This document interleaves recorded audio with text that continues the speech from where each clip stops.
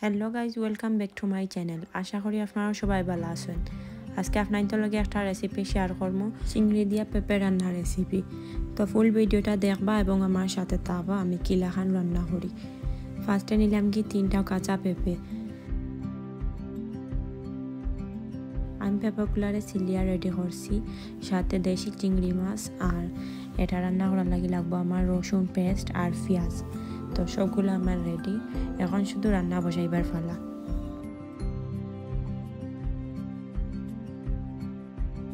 তো ফার্স্টে দেখতে পারা আপনারা ডেগো আমি সয়াবিন তেল দিয়ে অলরেডি রাখি দিছি। তেলটা যখন গরম হয়ে আইব তখন আমি দিলাইম রসুন পেস্ট।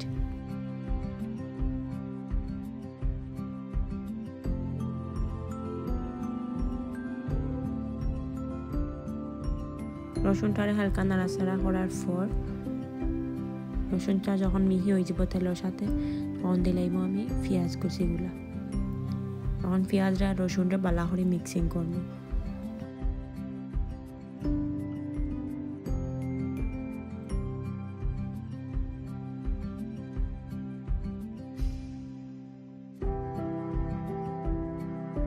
স্বাদ অনুযায়ী পেঁয়াজের মাঝে আগে লবণ দিলাইম যাতে পেঁয়াজগুলা নরম হয়।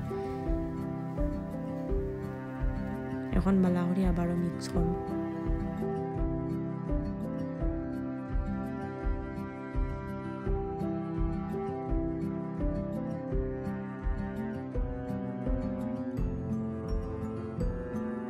পেঁয়াজটারে 3 থেকে 4 মিনিট ভাজার পর যখন ওগুলাখান নরম হয়ে আইব তারপর দিব এখন সব মশলা গুঁড়া একে একে। ধনিয়ার গুঁড়া, জিরার গুঁড়া, মরিচ গুঁড়া আর হলুদ গুঁড়া দিয়া এখন বালা করে আমি মশলাটারে কষাইম।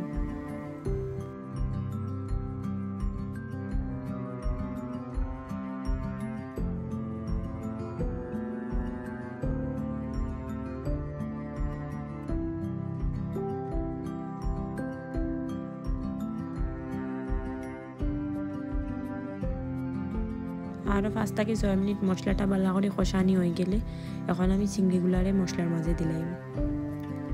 এখন চিংড়িগুলারেও ভালো করে মিক্স করবো মশলার লগে, আর আরও 3 থেকে 4 মিনিট চিংড়িগুলারেও কষাইম।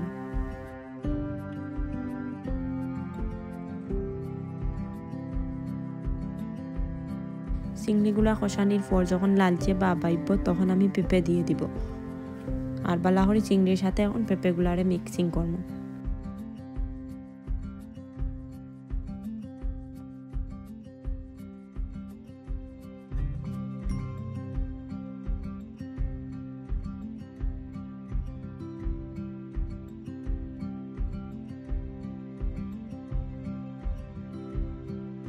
মিক্স করা হয়ে গেলে ঢাকনা দিয়া ডাকিয়া দিব 2 থেকে 3 মিনিট।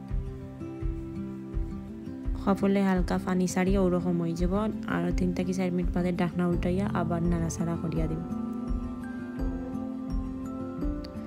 তারপর নাড়াচাড়া হইলে এখন মিক্স করবো পানি পরিমাণ মতো, যাতে সফলটাও নরম হয়ে যায় আর পরিমাণ মতো ঝোল থাকে।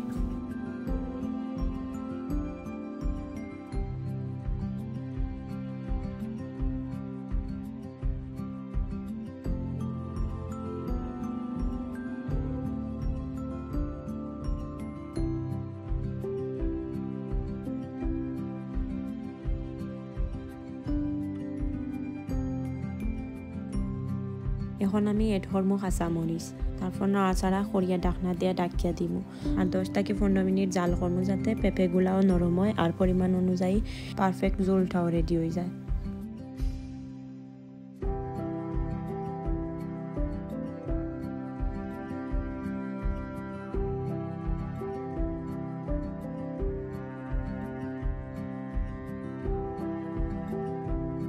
এখন ঢাকনা উল্টাইয়া হালকা চেকিয়া দেখবো যে আমার ঝোলটা যদি রেডি হয়ে যায় এখন ধনিয়া পাতা দিলাই।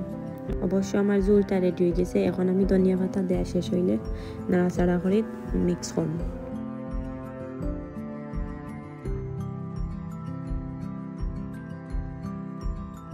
আমার রান্নাটা রেডি হয়ে গেছে, আপনাদের দেখাইলাম। খুবই সুন্দর ওয়াও কালার হয়েছে।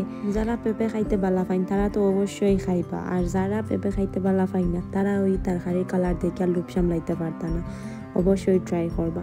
আসলে চিংড়ি দিয়া যে কোনো তরকারি রান্ধিলে তো মজা হই, আর এই পেঁপে যে রাঁধছি আমি দেশে চিংড়ি দিয়া খুবই স্বাদ হয়েছে। কালারটা দেখিয়া বুঝতে পারা কতখান মজা হইব। আমার তো দেখিয়া লোভ লাগে, এখনই গরম ভাত নিয়ে বসে যায়।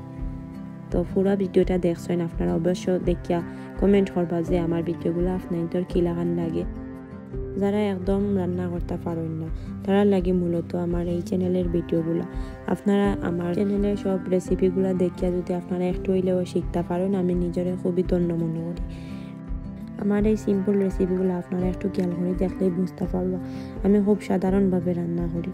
আপনারা সবার যদি ভালো লাগে তাইলে বেশি বেশি কমেন্ট করবা, লাইক করবা, শেয়ার করবা এবং সাবস্ক্রাইব করবা। আজকের জন্য এতটুকুই, আবারও দেখা হবে নতুন কোনো রেসিপি নিয়ে। সবাই ভালো থাকবে।